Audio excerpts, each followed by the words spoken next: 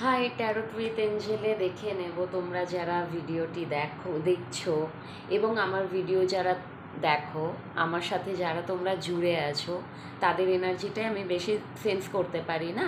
আর যারা জুড়ে নেই, প্লিজ একটা লাইক করে দিও, একটা সাবস্ক্রাইব করে দিও, তাহলে তোমার এনার্জিটাকেও আমি পাবো।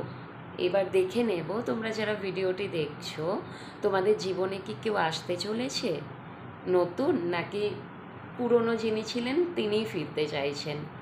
দেখে নেব এক্স নাকি নেক্সট কেউ আসতে চলেছে তোমার জীবনে।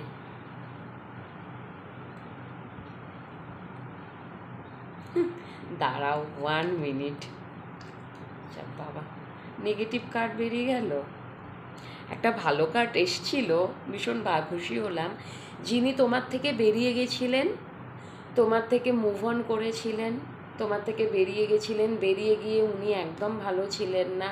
উনি বুঝতে পেরেছেন যে তুমি ওনার দুনিয়াটা জুড়ে আছো, মানে ওনার পৃথিবী জুড়ে শুধুমাত্র তুমিই আছো, বুঝেছো?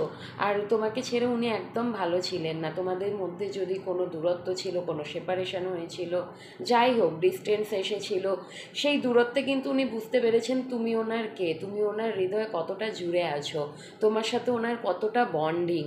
এবং সেইখান থেকে উনি উনি আবার তোমার কাছে ফিরতে চাইছেন, ইউনিয়ন করতে চাইছেন, মেবি হতে পারে ম্যারেজও করতে চাইছেন।